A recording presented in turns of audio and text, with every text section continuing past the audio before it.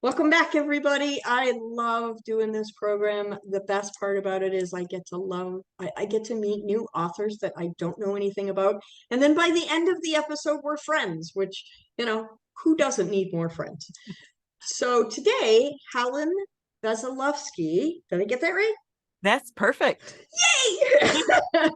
Helen is here today to share her nonfiction with us. This is a really cool, I can't wait to get into it because it's really a cool idea. But I want to tell you a little bit about Helen first.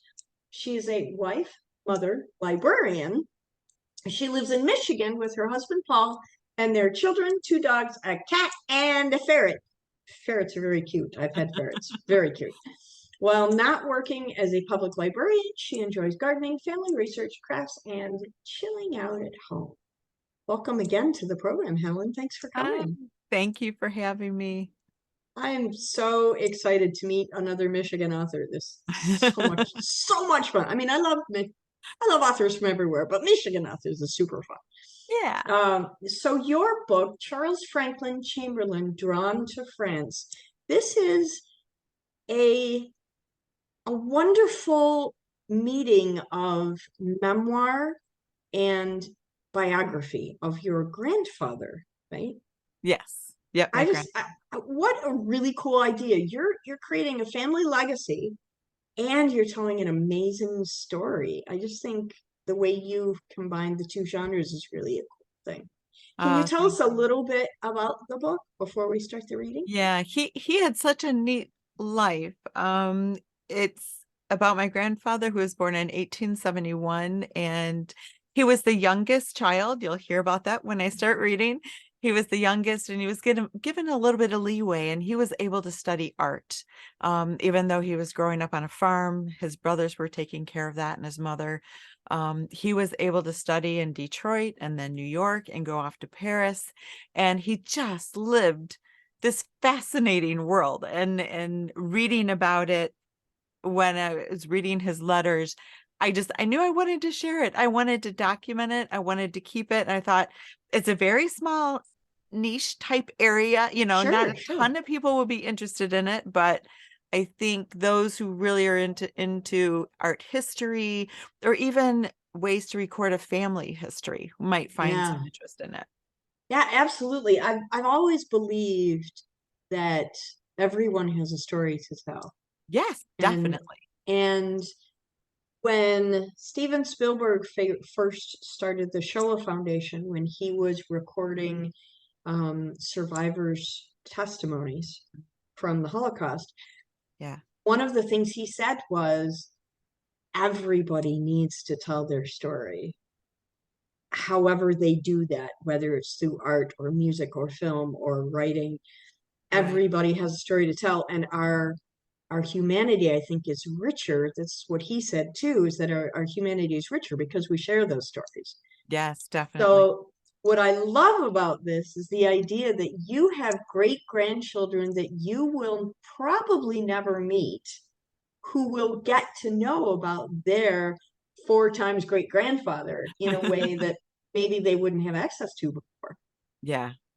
Yes, So definitely. what you're doing is providing a gift for the future, which I think is an amazing thing. And I'm hoping they're interested in it, And in doing this, I found my son has a bit of an interest in the family history. So you never know. That's very cool. I am super excited to hear you read from this book. I just think this is going to be so cool. Okay. Um, Please, when you are ready, take the microphone and read aloud. I will. And I do want to preface this by saying I am not French. There's some French artist names in here that I've tried to not butcher when I'm saying them aloud. You So know, you're perfectly allowed. This is why I always apologize before I pronounce I'm somebody's just name I'm wrong. gonna say it with confidence Yeah. and gusto, and hopefully everyone will believe me that I'm saying it correctly. Well, and if you're not, that's okay. They can read the book and figure it They out. can read the book anyway and Yeah. correct me then. Okay, I am going to be starting off with a chapter. All right, it's Charles Franklin Chamberlain, Drawn to France, and the first chapter is Family Life. There are times when being the youngest is a good thing. While growing up, your older siblings are usually giving extra responsibilities, such as watching you or seeing to household needs while the parents are away. You, on the other hand, tend to have a bit more freedom. Even if you were born in 1871 and are growing up on a rural farm in Webster Township, Washtenaw County, Michigan. Charles Franklin Chamberlain was born on June 12th in 1871 in rural Michigan to Benjamin Franklin and Elmira Miriam Taylor Chamberlain. His older brothers Will and Louis arrived much earlier and already had established themselves around the farm and in the community as hard workers at school and at home on the farm. The farmland consisted of over 400 acres purchased by Benjamin's father, David Green Chamberlain, when he settled in the area around 1840 from New York. In 1857, after returning from a journey to the California gold fields, Benjamin purchased his father's land from him, made a two-story addition to his father's cabin, and built a new large barn, as well as many additional buildings. Benjamin was well known and respected throughout the area as a cattle dealer shipping to stockyards in Buffalo, New York, and Chicago, Illinois. In addition, during the farm provided grain and supplies to the Union Army. Besides the abundance of livestock and the acreage of grain, the farm included working oxen and horses, a plethora of sheep, many cows, ducks, chicks, and a profitable fruit orchard. By the time Charles made his appearance in the world, his father was already 48 years old, and little did they know at the time only had a few years left with his family. One happy memory that Charles related to his own children about his dad was that he used to sit on his lap and his dad would feed him donuts. That sounds like a nice memory. From the time of Benjamin's passing in 1874 until her death in 1909, Benjamin's wife Elmira, with the help of her boys, took on the running of the farm and was well admired in the small rural community. Besides raising 3 boys on her own and managing a rather large and prosperous farm, Elmira stayed very active in the community belonging to the Farmers Institute, entertaining guests from home and abroad, and even taking trips to the World's Fair in Chicago and St. Louis. As a member of the Farmers Institute, she contributed ideas which were well received. The February 24th, 1886 Ann Arbor Courier had this to say about Elmira. The paper of Mrs. Elmira Chamberlain, read at the recent Farmers Institute, held under the auspices of the Webster Club, to be found upon the first page, contains many good, sound ideas. It is an unusual, able article, and we do not wonder that the Institute was considered very successful for the ideas and practical suggestions brought before it in papers and by talks. They were far above average. Coming from such a hard-working family, it is not difficult to imagine where Charles developed his principles, drive, and determination. Will and Charles were very similar in stature, tall and slender, and Louis was a bit more muscular, perhaps due to all the work that he did on the farm. In an 1894 passport application, Charles was described as 5'9" 3/4 inches, with a broad forehead, gray eyes, medium nose, small mouth, round chin, dark brown and somewhat curly hair, with a light complexion and a long, thin face. Interesting enough, his August 1907 passport application states pretty much the same, except his hair was described as light brown. It is possible that members of the current generation of Chamberlains were not the first to experience brown hair that lightens in the summer months. Louis lived in and ran the original family homestead, while Will, Minnie, and Elmira lived in the big house on the hill, which was designed by Charles, who also later designed his own home next door. Along with hired workers, the 3 brothers helped with the construction of the house for their mother, Elmira. All 3 Chamberlain homes on North Territorial Road in Dexter are still standing as of 2022. In 1891, Louis married Millie Watts, the daughter of Parmesius and Anna Watts. Millie is described as a nice, lovely woman and was often the subject of Charles's photos. Louis and Millie had one son, Cecil, who died when he was only a year and a half old. They never had any other children, though Millie loved doting on Charles's kids. Will married Minnie Green of Dexter in 1910, the daughter of Byron and Helen Green. Though the family never talked much about it openly, the marriage was viewed to not be full of much joy. As the story goes, Minnie left for a while and then begged Will to take her back. Against the family's warning, Will did take her back, and they lived together without any children until his passing in 1932. Minnie is described by the family as a funny woman, odd and peculiar. There's not one photo or mention is included in any of the family albums. Prior to his marriage in 1912, when he wasn't traveling, Charles lived in the big house on the hill with Elmira and had an art studio in the apple orchard behind the home, which he lived in after her passing, allowing the main house to be for Will and Minnie. For a steady income, Charles raised chickens, ducks for their eggs and meat, a vast number of them, which often had to be cared for by his mothers and brothers while he was off pursuing his art studies. Early in life, his mother noted Charles' propensity for the arts. This is not surprising, considering his mother also dabbled in drawing and painting. She often encouraged him in his creative endeavors. A scrapbook created by Charles shows his creative ability, care, and skill, even at a very young age. Being so much younger than his brothers, Charles often received some leeway when it came to running the farm. This became a sore spot later in life. He indeed put in hours tending the animals, mending fences, gathering apples, pears, and eggs, and preparing for harvest, but he was also given the freedom to pursue and develop his artistic skills. Besides painting, Charles also had a fond interest in photography. Around 500 glass plate negatives taken by Charles in the late 1800s through the early 1900s still exist, many showing scenes which he later transformed into wonderful oil paintings. To the delight of future generations, many family members were captured in the photos, as well as neighbors who found it fun to model or who paid to have their portraits taken. Being on a rural farm, there were also numerous photos of horses, cows, sheep, ducks, chickens, cats, and dogs.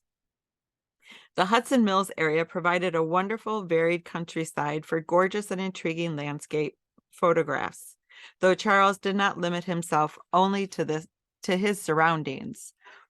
They included in the photos scenes from Dexter and Ann Arbor Parade, sights of California, New York, Paris, and captured memories from the trips around the country.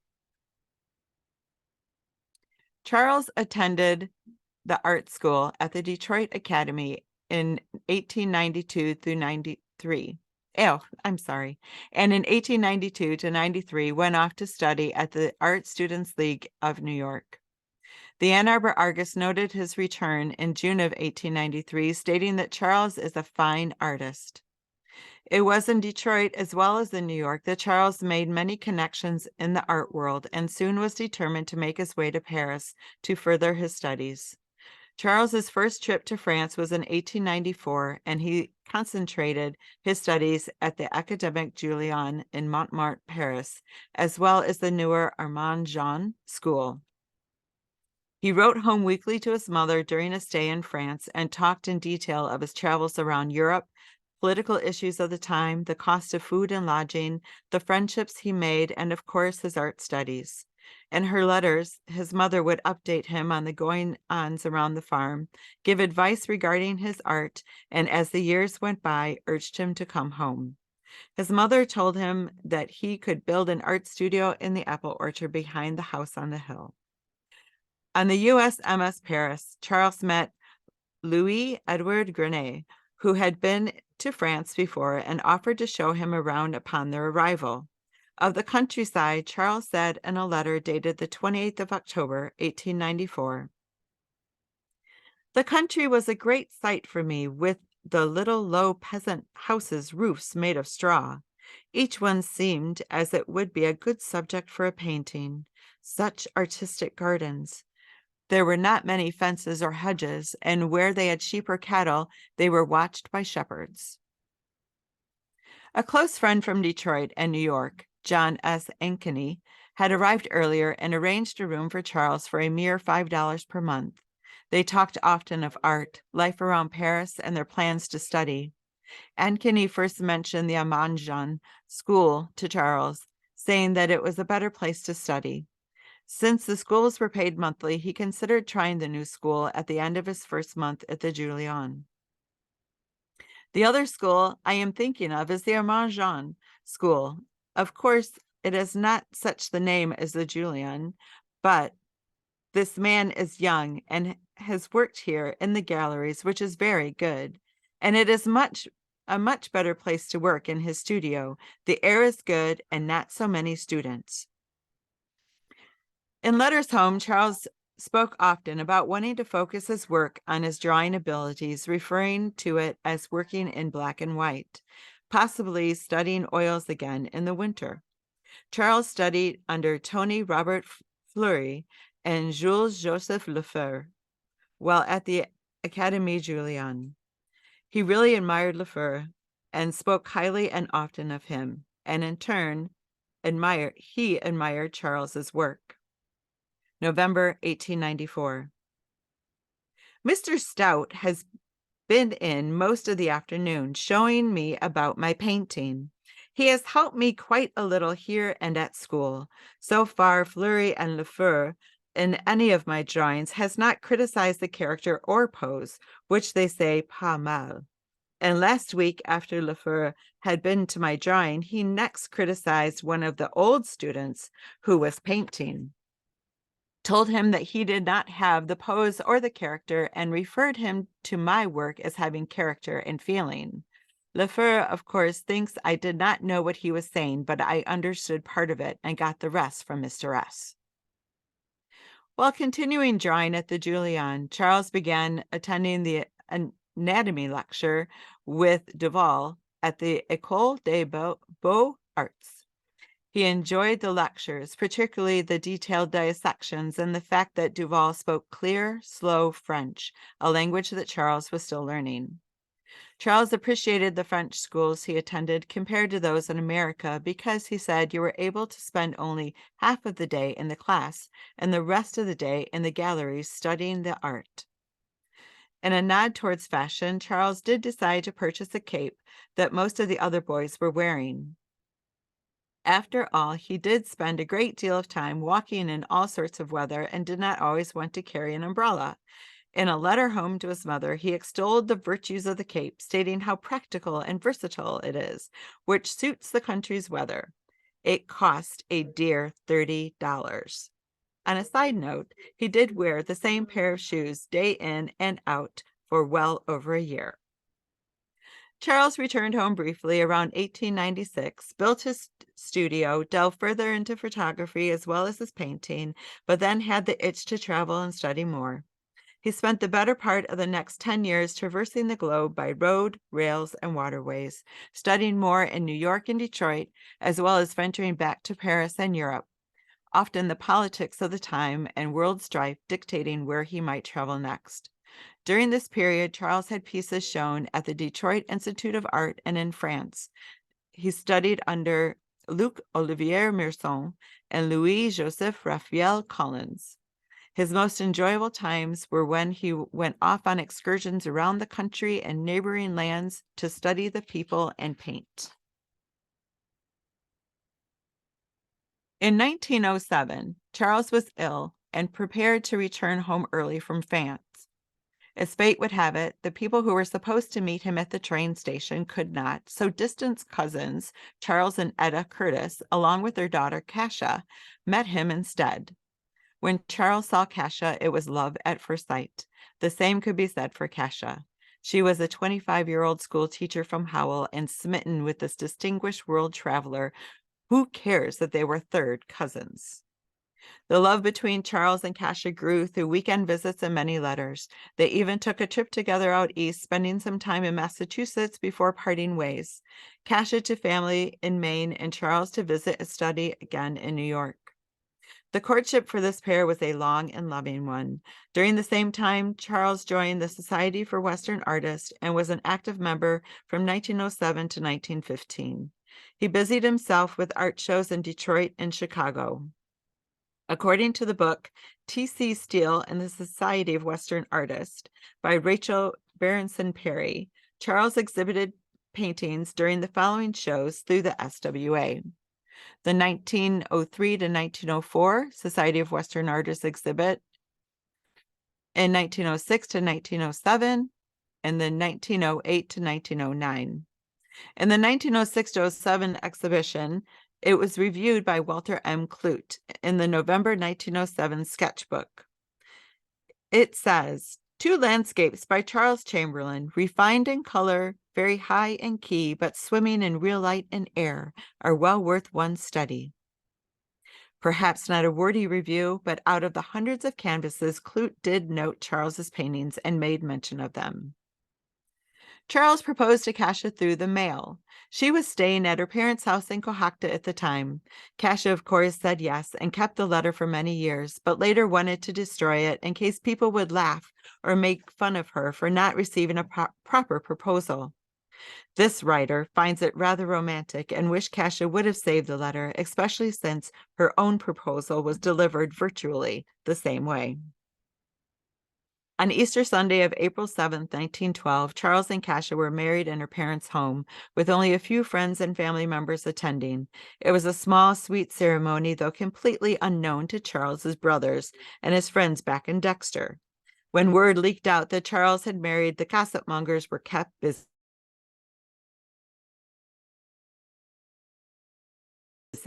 Before Kasia could move to Dexter the year teaching in Howell. During that time, they exchanged many letters and shared weekend visits. Married life settled Charles down a bit, and though he didn't travel as much, he still took up the brush on occasion. In one letter dated the 30th of April, 1912, just a few short weeks after they were married, Charles wrote, "There was a fine sunset, also moonrise here this eve. Made me feel like looking up the paint box again. But guess it will take about 6 months practice with the brush before I can get back to where I left off last fall. But I guess I will wait till we are settled in our new home." The first year of their married life was spent living in the studio in the apple orchard, while Charles, with consultation with Kasia and his brothers, built a marvelous home next to his brother Will's house on North Territorial Road in Webster Township, on property of the family farm. Most of the construction took place while Kasia was teaching in Howell and finishing out the school year. The letters exchanged showed a lonesome Charles longing for his pard and reminiscing about his weekend trips to see her. In 1919, Charles took a position as an instructor in architectural drawing at the University of Michigan, but had to quit after 1 year due to poor health. He and Kasia maintained their little farm and raised their children. Their first child, Viola, passed away on Christmas Day, 1922, at the age of 9, due to complications from streptococcus. Her younger brother, Curtis, was ill at the same time and making such a fuss. Charles and Kasia rang for the doctor. The doctor informed them that Curtis would be all right, but it was Viola, who was quietly ill, that was dying. 2 years later, Charles and Kasia were blessed with another son, Welton, and then slightly over a year later, another daughter, Joyce, who was born on Christmas Day. This daughter, blessed them on the same holiday on which they had lost their first child, certainly brought joy to the family. The family stayed and prospered in Webster Township through Webster Township, though as the years went by, it was getting more difficult for the three brothers to maintain the family farms. In the summer of 1932, Lewis and Charles had a heated discussion over the matter. Will had rheumatism and could no longer work the farm. Lou wanted Charles to have his eldest son, Curtis, groomed to run the farm and manage the land and tend to the animals. Charles would not force any of his children to do something that they did not want to do, even if it meant no longer owning or running the family farm. Lou was furious, and he and Charles fervently argued. Lou went home and that evening had a heart attack and later died. That year, Charles not only lost Lewis, but also his older brother Will and Kasia's dear sister Millie Ann Moyer. Without any children to take on the farm, the future of the land was in question. Lou's wife, Millie, kept the farm going until she grew too old to run it properly. She rented out the farmland and stayed in the house until she passed away in 1954. Will's wife, Minnie, stayed in the house on the hill until her passing in 1957. Charles and Kasia stayed in their home, raising their children until 1940, completing a full century of the family's ownership of the farmland. Charles and Kasia retired to a Greek revival home in the village of Pinckney. Kasia pursued her interest in genealogy, theology, and gardening, while Charles tended to the yard, a few animals, read, cooked, dabbled again in painting. The last work Charles completed was an oil painting of the Pinckney Town Hall, a red brick building on the west side of the town square. He collected his easel, paints, and a simple chair, set up in the park to paint, while a crowd gathered to watch this artist at work. Charles passed away in March of 1947 at the age of 75 years, 9 months, and 7 days. Though his work lives on in the homes of his children, grandchildren, and great-grandchildren, many of whom inherited his love of life, appetite for adventure, and his penchant for the arts. Thank you very much. That's a wonderful reading. Now I'm super intrigued to hear the rest of the story. That's very cool. I'm wondering a couple of things. First thing that comes to mind is, as a librarian, how did you find doing this research? Was it challenging because it was family, or were you able to just put on your librarian hat and look at it as you would any other research project? I spent a lot of late nights on the computer just searching databases that I knew about, finding books that maybe we didn't have because I work in a public library and I needed more history type books. But finding books that I could put on, get through interlibrary loan, and, just looking through all these documents and articles and trying to find anything that mentioned my grandfather at all. Yeah, yeah. Or, I kept getting lost in these tangents because then I didn't know any of these artists. I didn't know the instructors. So then I would start looking up them and So so I would know a background. Google rabbit holes. Yes, many, many, which is probably why it took me 2 years, because throughout his letters, he's also talking about all of these friends of his and other artists. And I wanted to know, are they still around? Do they know anything about, not them, but their ancestors, Sure, sure. their family? Do they have anything kept from their families? And could give me a glimmer of light into my grandfather's life. Because, well, not everyone saves letters, but back then letters were very special. That was their means of communication, and Sure. they kept them all. Unfortunately, I did track down a couple families and nobody had anything.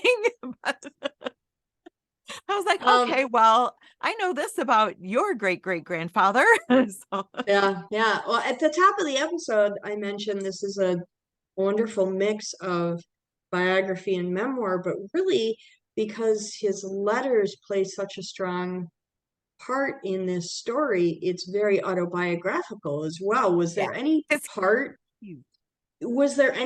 of you when you were going through these letters that felt weirdly voyeuristic? I mean, were there pieces that you left out because they were too personal? There were, no, I actually left it all in there. And there was a bit, don't want to spoil it, no, but there was a big love interest before my grandmother. I'm really curious more about the process. I mean, because I love to study writers the way your grandfather studied painters. So I'm really curious about the mechanism behind what did you decide to use, and when? Was it a strict chronology, or did you put the letters in when they were relevant? How did that work? No, I kept them as two totally different sections, and the biography part was just written with my aunt's help and me, and family documents, and then putting in some of the information that I learned while reading the letters. And then the letters I just did right in order. Okay. And because they had them saved in order, and I had to My biggest problem was in typing them out. Do I correct them? Do I correct the Yeah, grammar? yeah. Do I correct the, because it's not necessarily that he wasn't spelling correctly, but because every time he wrote the word stopped, it was stoped. Every time. No two P's, and just it But that being it able to keep that, it maintains his yes, voice throughout the because story. that's what I was gonna say. I got to start hearing my grandpa. Yeah. Since I've never heard him talk, I finally, picked up the rhythm of his writing, and which was very different than anything nowadays or even the way my dad talked. But just, I don't know, a feel for him, a Yeah, more yeah. understanding. And I wanted to keep it in order as the way he was dealing with things and he was learning about things. I find that fascinating. Last question before we have to go for this episode. Did you include any of his artwork in the book? Yes. Yes. Yeah, Excellent.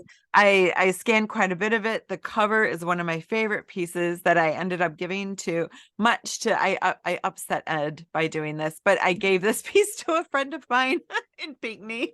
But Okay. yeah, I was giving away a lot of art there for a while, guys. But no, there's little ephemera pieces, there's artwork, there's some pictures from his glass plates. There's quite a That's variety in there. fantastic. Wow. That's very cool. I'm super intrigued to read the rest of this story and Thanks. to see his artwork. How wonderful that you're contributing to the legacy of your family this way. I think it's a really cool thing. Thank you. Thank you. Thank you so much for being on the program. I really appreciate that. Oh, I appreciate this. I love sharing this book and hopefully encouraging people to look into their own family history or their Well, own story write their and own story. write their Yeah, own story. Yeah. Because it's really absolutely. cool and people will appreciate it. Yes, yes. Thank you so much for your time, Helen. I really appreciate you coming on the program, and I look forward to having you come back. Thank you.